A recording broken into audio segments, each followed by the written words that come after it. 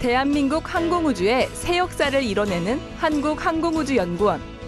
이곳에는 천리안의 뒤를 이을 국내 순수기술의 정지궤도 복합 위성 개발을 비롯해 인공위성을 이용한 재난방지 위치 추적 기술 등 다양한 연구가 이뤄지고 있습니다.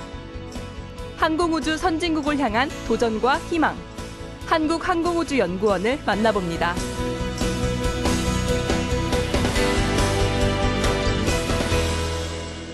과거 우주라는 공간은 우리에게 막연한 상상의 세계였는데요. 이제는 인공위성을 통해 우주에서 일어나는 일에 대해 자세하게 알 수 있을 뿐만 아니라 우리 생활을 편리하게 해주는 데 도움을 주고 있습니다. 이 모든 게 항공우주에 대한 연구가 있었기 때문에 가능한 일인데요. 오늘은 우리 생활 깊숙이 자리한 항공우주에 대한 이야기를 들어볼까 합니다. 지금부터 저와 함께 한국항공우주연구원으로 가보시죠. 1989년 설립된 한국항공우주연구원은 항공우주기술 개발을 위해 부단한 노력을 해왔습니다. 국내 주도로 개발한 첫 정지궤도 복합위성 천리안을 성공적으로 발사해 현재 우수한 성능으로 임무를 수행하고 있고요. 우리나라 최초의 인공위성 발사체 나로우를 발사하면서 독자적인 우주 개발 능력을 확보하게 됐습니다. 한국항공우주연구원은 항공기, 인공위성, 그리고 우주 발사체를 개발하는 정부 출연 연구기관입니다. 지금 특히 아리랑위성 3A호라고 해가지고 내년 1월경에 발사하는 그런 인공위성이 있습니다. 그 부분에 대한 발사 준비를 지금 한참 준비하고 있고요. 그 다음에 미래에 달에 가기 위한 그러한 연구를 지금 주요 과제로서 진행하고 있습니다. 그 이외에도 항공기 분야의 연구라든가 우주 발사체에 대한 분야도 지금 열심히 진행하고 있습니다. 차세대 우주 기반 확보를 위해 다양한 연구를 진행 중인 한국항공우주연구원. 기상, 해양, 환경 관측을 위한 정지궤도 복합위성 2기 개발뿐 아니라 인공위성을 이용한 위성 항법 기술을 통해 다양한 서비스 기술 개발에도 앞장서고 있는데요. 현재 연구 개발 중인 위성 항법 기술을 직접 만나봤습니다. 우리 실생활에 널리 사용되고 있는 위성 항법 기술을 알아보러 왔는데 이름 모를 장치들이 가득한 자동차만 보이는 건 도대체 무슨 의미일까요? 위성 항법 기술을 보여준다는 이분들, 지금 뭐 하고 있는 건지 직접 물어보기로 했습니다. 안녕하세요. 네, 안녕하세요. 오늘 위성 항법 기술 보여주신다고 해서 왔는데요. 근데 왜 밖에서 보자고 하신 거예요? 차로 구분이 가능한 정밀 위치 결정 기술을 연구하고 있습니다. 그래서 그 기술을 지금 테스트하기 위해서 준비 중에 있습니다. 그럼 저도 한번 따라가서 같이 봐도 되나요? 네, 같이 가시죠. 정밀 위치 결정 기술이 뭔지 궁금했는데요. 주요 도로들이 보시는 것처럼 차로 구분이 가능하도록 지금 이제 지도가 구축되어 있는 상태입니다. 지금 1차로, 2차로, 3차로 이렇게 구분이 되지 않습니까? 그래서 저희가 이제 정밀 지도와 정밀 GPS가 결합된 형태라고 보시면 됩니다. 특정 차로에 뭐 공사를 수행한다든지 뭐 그런 것들이 그렇습니다. 실시간으로 뭐 이렇게 알려주게 되면 운전자들은 이제 그 차로를 피해서 운전이 가능할 것으로 생각합니다. 예. 근데 이렇게 보니까 보통 우리가 사용하는 내비게이션이랑 어떤 차이가 있는지는 잘 모르겠거든요. 어떤 차이가 있는 건가요? 기존 GPS 수신기들의 오차는 10m 정도 되는데요. 저희가 만든 기술이 들어간 이 수신기는 현재 약 0.4m 정도의 오차가 나기 때문에 뭐 10배, 20배 정도의 뭐 정밀도가 향상된 것이고요. 그리고 정밀 지도가 다르다는 것이죠. 그래서 일반 내비게이션의 지도는 약 1에서 2m 정도의 오차가 나지만 저희 정밀 지도는 10cm에서 20cm로 약 10배 정도 정확도가 향상된 지도를 사용하고 있습니다. GPS는 우주에서 궤도를 돌고 있는 인공위성에서 전파를 수신합니다. 현재 우리가 사용하는 내비게이션은 이 GPS를 이용해 위치 정보를 제공해 주는데요. 위성 항법팀에서 개발 중인 위치 결정 기술은 반송파 위치 결정 기술을 이용해 GPS의 수신기의 정확도를 높였습니다. 위성 항법 기술을 이용한 내비게이션. 자세히 들여다보니 그 정교함과 편리함이 정말 놀라웠습니다. 이게 차선이 하나하나 다 보여요. 그래서 제가 위치가 어딘지도 정확하게 보이고 이거 진짜 저 있으면 운전 잘할 수 있는데 이거 빨리 나왔으면 좋겠다. 차량이 달리고 있는 위치가 내비게이션에 똑같이 나오고 있는데요. 정확도가 정말 대단했습니다. 곧 음성 시스템도 선보일 예정이라는데 정말 편리하겠죠? 그렇다면 이러한 위성항법 기술의 핵심은 무엇일까요? 그것은 바로 위성항법팀에서 개발한 중앙국 시스템입니다. 인공위성에서 실시간으로 보내지는 GPS 정보를 4개의 수신국에서 받게 되고 수신국에서는 이 정보를 다시 1초 단위로 이곳 중앙국 시스템에 전달하게 되는 것이죠. 그 후 이곳에서는 오차 보정 작업을 통해 정확도를 높이는 작업을 하게 됩니다. 그럼 여기서 오는 정보가 그 내비게이션으로 보내진다고 보면 되는 거네요? 예, 맞습니다. 여기에서 보내주는 정보가 내비게이션으로 전달이 되고요. 실시간으로. 그다음에 내비게이션에서는 그 정보와 GPS 정보를 같이 받아서 처리를 해가지고 실시간으로 굉장히 정확한 차량의 위치를 계산하고 있습니다. 그러면 이 기술들이 다 그 위성항법 기술들인 거네요? 그럼 내비게이션 말고도 굉장히 다양한 분야에 활용될 것 같은데요. 또 어떤 분야에 활용이 되고 있나요? 예, 이 기술이 위성항법 기반으로 한 기술이 맞고요. 저희들은 이 기술을 기반으로 다른 활용 분야에도 연구를 수행을 하고 있습니다. 특히나 재난 대응 분야에 저희들이 연구를 수행을 하고 있습니다. 그래서 지금 현재 시작품을 개발을 하고 있습니다. 위성항법실에서는 하늘과 땅, 그리고 바다에서 발생하는 재난과 사고를 미리 파악하고 대응하기 위한 다양한 위성항법 기반 위치 추적 기술을 연구 중에 있습니다. 항공기에 보내져 오는 전파 교란의 위치를 검출하는 기술이 개발돼 테스트 중에 있고요. 가스나 화학약품 같은 폭발 위험이 있는 위험물을 운반하는 차량의 위치를 파악해 만약의 사태에 대비해 운전자를 보호할 수 있는 시작품도 개발돼 있습니다. 실험실 안에는 실제와 똑같은 크기의 차량과 위험물 운반 차량의 위치를 감지하는 시작품이 설치돼 있었는데요. 얘기만으로는 잘 이해가 안 되죠? 위험물 운반 차량 사고 감지 기술이 무엇인지 제가 직접 운전하면서 알아봤습니다. 응? 이거 안 가는데요? 브레이크 밟으셨습니다. 그러네요. 이거. 한 번의 시행착오를 겪고 출발했습니다. 제가 운전하고 있는 차량은 화학약품을 싣고 서울 시내로 이동하고 있는데요. 차량의 이동 경로가 실시간으로 중앙센터 화면에 나타났습니다. 정말 신기하더라고요. 초반에 어이없는 실수를 하긴 했지만 이 정도면 운전 괜찮게 하는 거죠?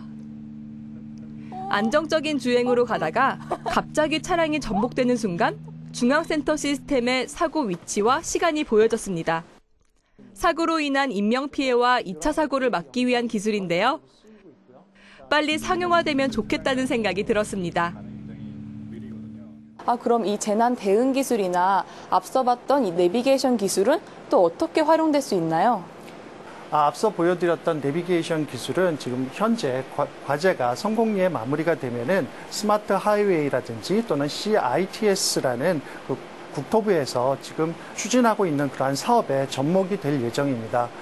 이러한 기술들은 최종적으로는 결국에는 많은 시간이 필요하겠지만은 자율주행 또는 무인주행 차량의 기초가 될 예정입니다.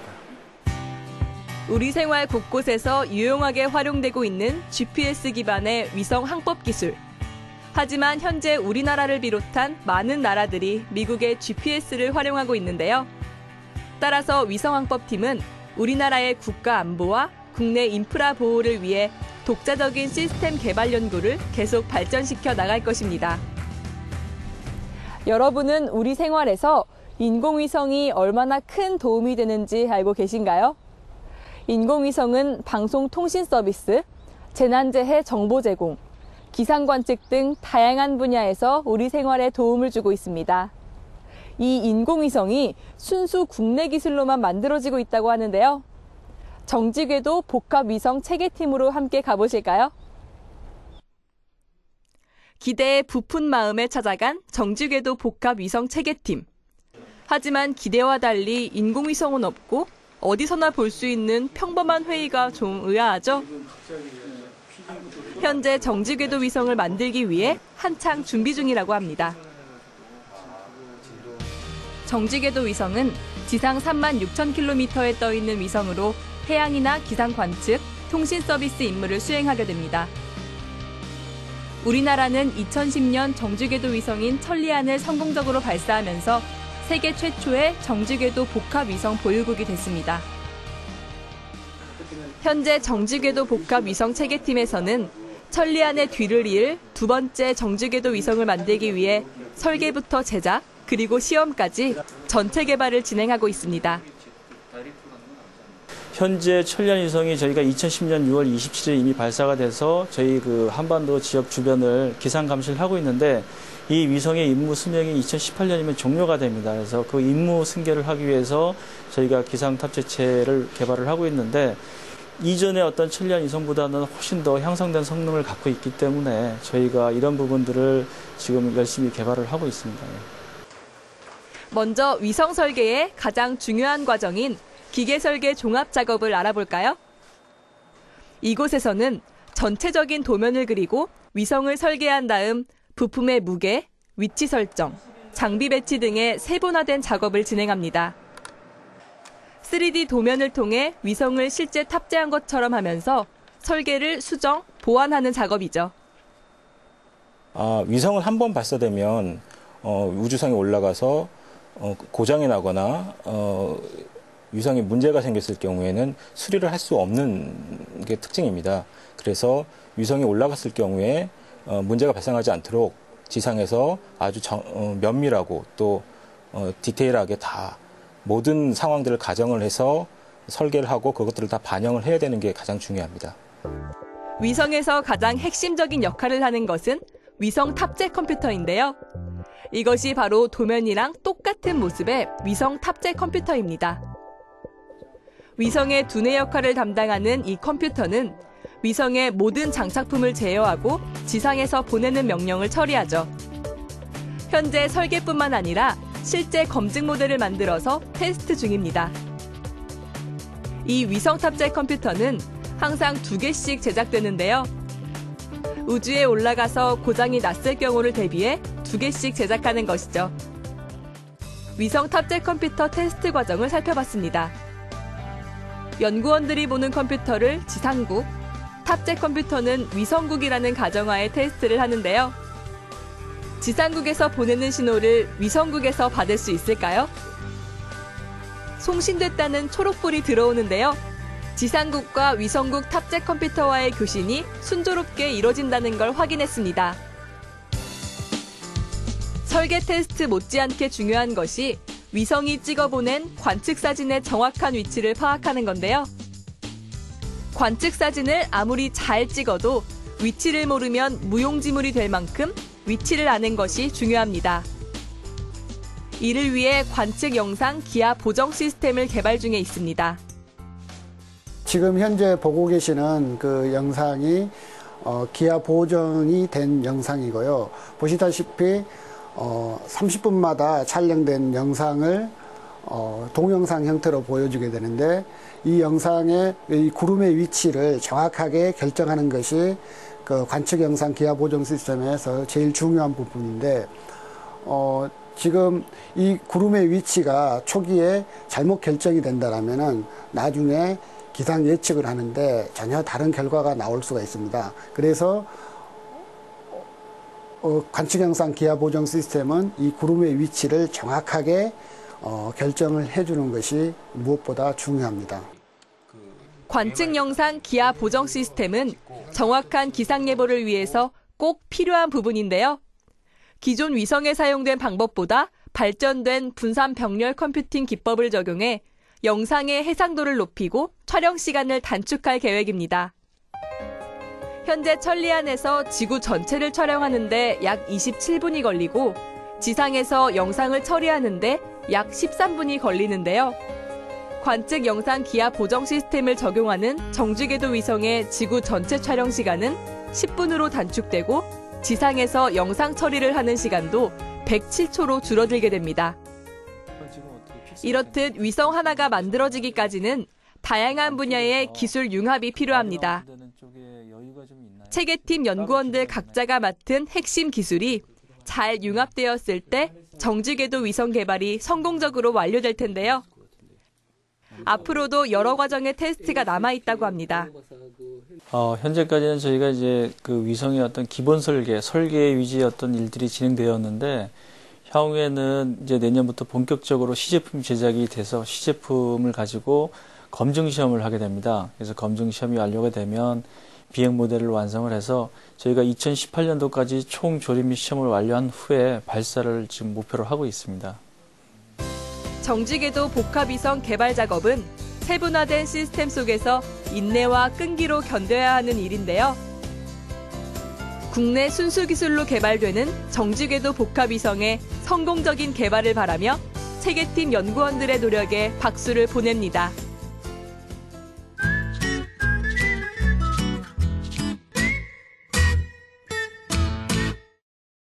연구원분들의 솔직담백 이야기를 들어보는 시간이죠. 랩톡 시간입니다. 오늘 함께해 주실 한국항공우주연구원의 매력 넘치는 연구원 3분 모셨습니다. 반갑습니다. 반갑습니다.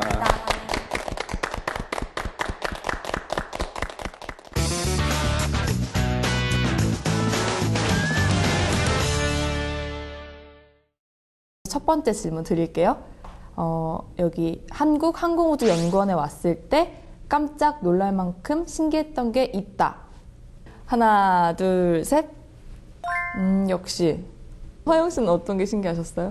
안테나랑 관제실이 신기했는데 이제 특히 안테나 같은 경우 오면서 보셨겠지만 엄청 크거든요.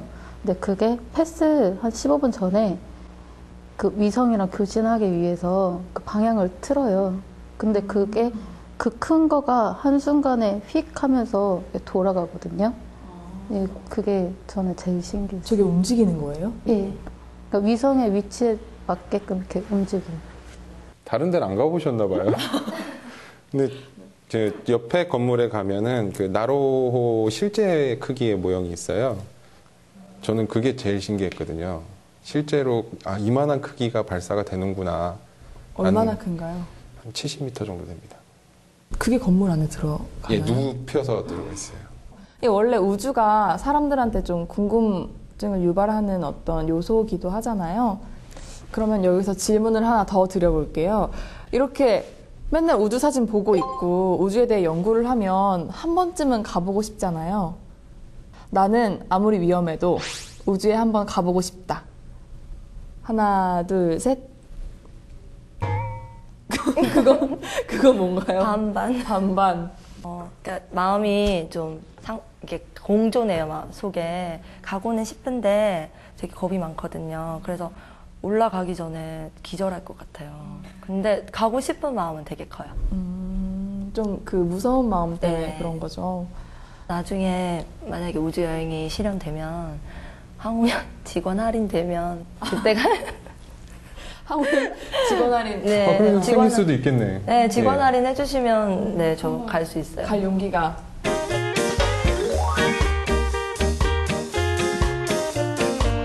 근데 이렇게 우주라는 공간이 조금 막연하잖아요. 뭐 실제로 가본 적도 없고 이렇게 눈에 딱 보이는 것도 아니고 그러면 이렇게 연구하시기에 좀 어려움이 많으실 것 같아요.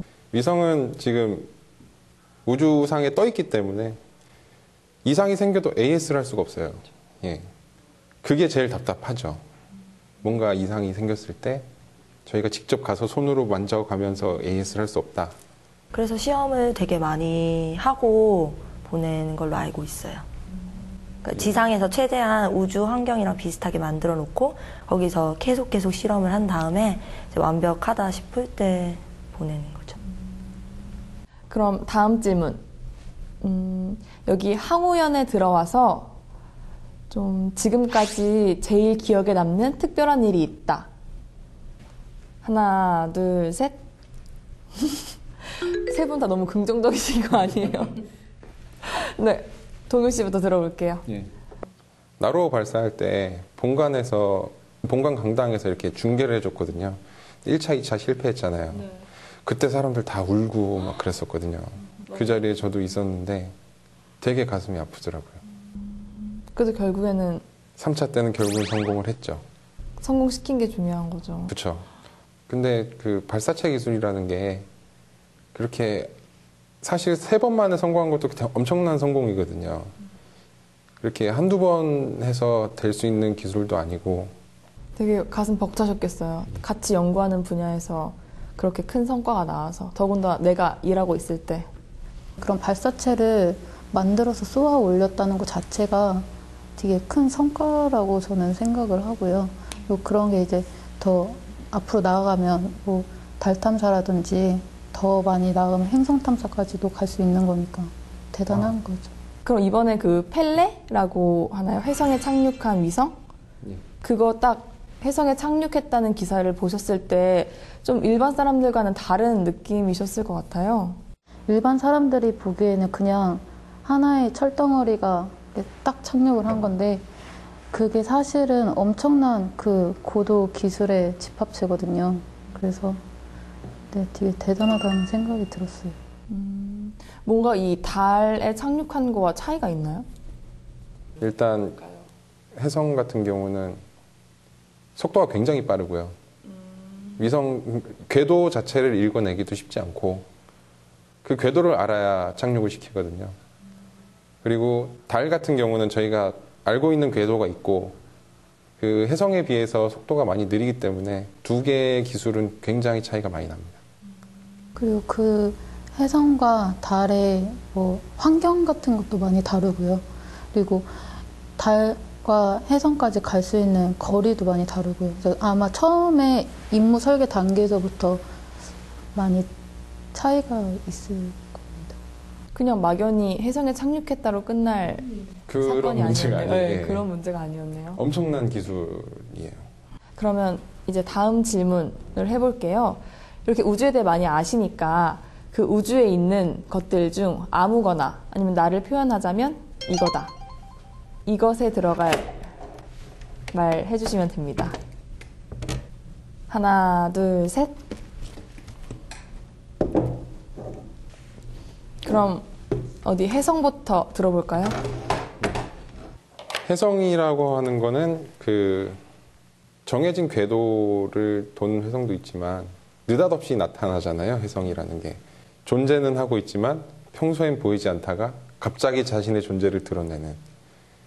저 같은 경우는 필요할 때는 짠 하고 나타나는 혜성과 같은 존재죠. 이거 뭔가 준비하신 멘트 같은데요. 아니에요. 지금 생각한 거예요.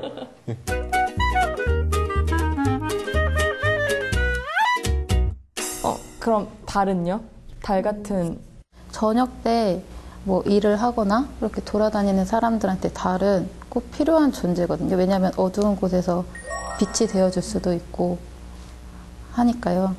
그래서 꼭 필요한 사람들에게 도움이 될 수 있는 존재가 되고 싶어서 달로 적었습니다. 이 우주를 연구하시는 분들이라 이런지 참 이렇게 순수하다고 해야 되나? 감사합니다. 뭔가 이 동심을 아직 가지고 있는 듯한 생각이 드는데요. 그럼 혜원 씨는요? 이제 행성들은 다 공전을 하잖아요. 태양 주위를 돌고 있잖아요. 근데 태양은 중심에서 밝게 빛나고 있잖아요. 저는 그런 사람이 되고 싶어서 태양이라고 썼습니다. 다 하나같이 너무 주옥 같은 말들인 것 같아요. 달 같고 태양 같고 혜성 같고 꼭 앞으로 그런 분들이 됐으면 좋겠어요. 지금도 충분히 빛나시는 것 같은데 앞으로도 더 연구 열심히 하셔서 빛나셨으면 좋겠습니다. 오늘 정말 감사합니다. 감사합니다.